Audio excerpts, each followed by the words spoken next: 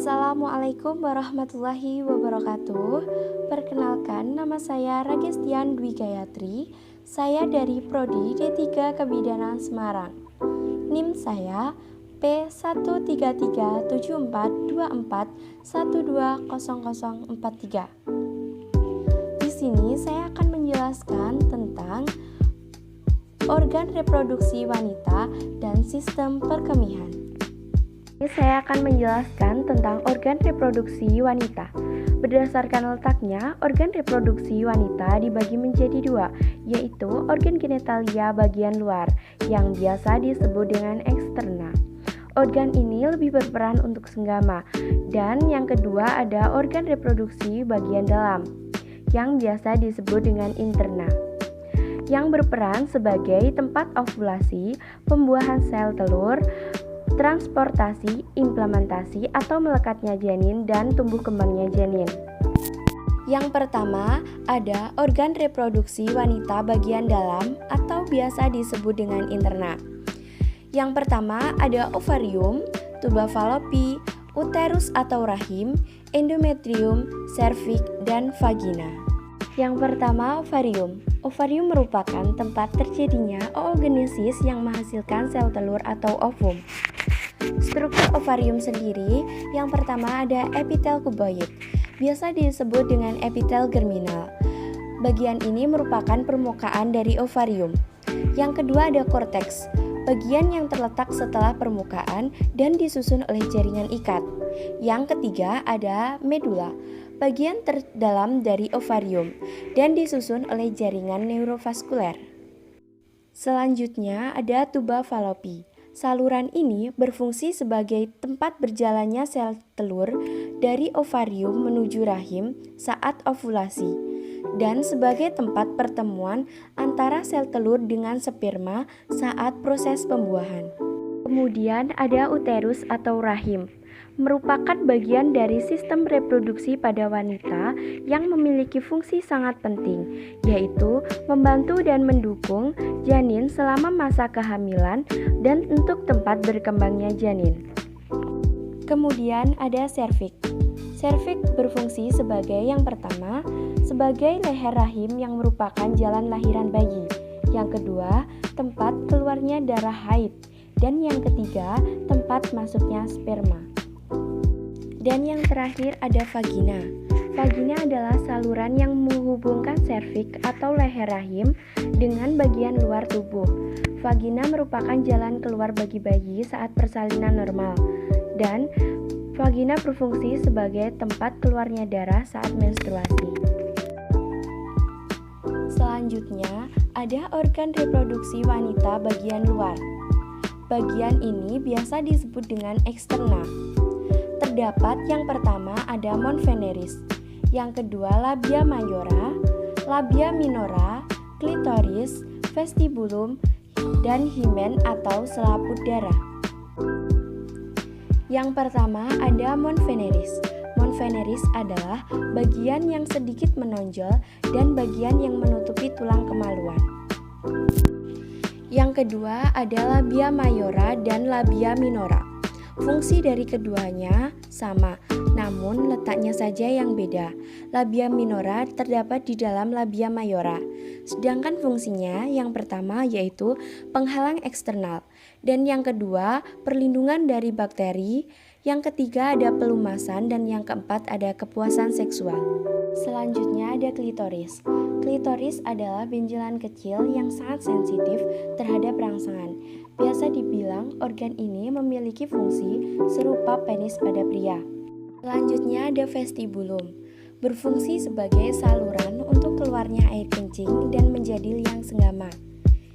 Yang terakhir ada himen, berfungsi untuk memungkinkan darah menstruasi dan cairan tubuh lainnya mengalir keluar melalui liang vagina. Selanjutnya saya akan menjelaskan tentang sistem perkemihan. Apa itu sistem perkemihan? Sistem perkemihan adalah sistem di mana terjadinya proses penyaringan darah sehingga darah bebas dari zat-zat yang tidak dipergunakan oleh tubuh. Kemudian, zat yang tidak dipergunakan akan larut dalam air dan dikeluarkan dalam bentuk urin atau air kemih. Di Di dalam sistem perkemihan terdapat yang pertama ada ginjal, yang kedua ada ureter, yang ketiga ada vesika urinaria atau kandung kemih, dan yang keempat ada uretra. Yang pertama ada ginjal. Fungsi dari ginjal yaitu menyaring darah, mengendalikan keseimbangan air, mengatur tekanan darah dan kadar garam, mengeluarkan hormon eritropoetik atau pembekuan sel darah merah, dan renin atau tekanan darah. Fisiologi ginjal. Yang pertama ada korteks, berfungsi sebagai tempat beradanya glomerulus dan tubulus. Yang kedua ada nefron, berfungsi sebagai mengambil nutrisi dan cairan di dalam darah agar tidak terbuang. Yang ketiga ada glomerulus, berfungsi sebagai menyerap protein dari darah yang masuk ke dalam komponen ginjal. Selanjutnya ada lengkung Henle, berfungsi sebagai saluran ginjal yang melengkung pada daerah medula yang menghubungkan tubulus proksimal dengan tubulus distal. Kemudian ada kapsula Bowman, fungsinya yaitu membungkus glomerulus. Selanjutnya ada tubulus contortus distal, berfungsi sebagai melakukan proses augmentasi atau penambahan zat yang tidak berguna. Lalu ada tubulus collectivus, untuk mengumpulkan urin dari nefron untuk dibawa ke pelvis dan disimpan dalam kantung kemih untuk beberapa saat sebelum dikeluarkan. Dan yang terakhir ada pelvis, sebagai penampung urin sementara sebelum dikeluarkan melalui ureter. Lalu yang kedua ada ureter. Ureter yaitu untuk menyalurkan urin ke kandung kemih.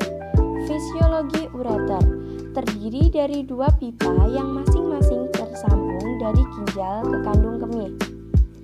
Lapisan dinding ureter terjadi gerakan peristaltik tiap 5 menit sekali yang mendorong urin melalui ureter. Selanjutnya, yang ketiga ada vesika urinaria atau yang biasa disebut dengan kandung kemih. Fungsi dari kandung kemih yaitu sebagai tempat menampung urin. Kandung kemih biasanya dapat menampung urin sebanyak 400 sampai 600 ml. Yang keempat ada uretra. Fisiologi dari uretra yang pertama merupakan saluran sempit yang berpangkal pada kandung kemih. Yang kedua menyalurkan air kemih keluar atau pengeluaran urin. Dan yang ketiga merupakan saluran pembuang yang bauik pada sistem kemih atau ekresi dan sistem seksual. Uretra pada pria dan wanita sangatlah berbeda. Perbedaan dari antara uretra pria dan wanita yaitu uretra pria dan wanita adalah dua struktur dari sistem kemih, menguras urin dari kandung kemih ke bagian luar tubuh. Karena uretra pria berjalan melalui penis, itu lebih lama dari uretra wanita. Selanjutnya, uretra pada pria juga berfungsi sebagai struktur anatomi sistem reproduksi juga. Perbedaan utama antara uretra pria dan wanita adalah fungsi uretra di setiap jenis kelamin. Gambar sudah terlihat di situ. Selanjutnya, saya akan menjelaskan tentang mekanisme pembentukan urin. Pembentukan urin terdapat 3 proses, yaitu yang pertama filtrasi, yang kedua reabsorpsi, dan yang terakhir augmentasi. Untuk yang pertama, filtrasi. Filtrasi glomerulus ini terjadi di glomerulus, penyaringan darah besar-besaran atau hampir bebas protein. Proses ini dari kapiler glomerulus ke dalam kapsula Bowman dan menghasilkan urin primer yang menuju ke tubulus corpus distal atau yang biasa disebut dengan tubulus proksimal. Untuk proses yang kedua, reabsorpsi. Proses ini yaitu proses penyerapan zat-zat yang masih dibutuhkan oleh tubuh, seperti gula, air, darah, mineral, dan vitamin. Pada proses kali ini menghasilkan urin sekunder yang menuju ke lengkung Henle, terjadi di tubulus contortus proksimal. Dan untuk yang terakhir yaitu augmentasi atau sekresi tubulus. yaitu perpindahan zat dari kapiler menuju ke lumen tubulus terjadi di tubulus contortus distal dan tubulus collectivus atau pengumpul sebagai tempat penyimpanan urin sementara.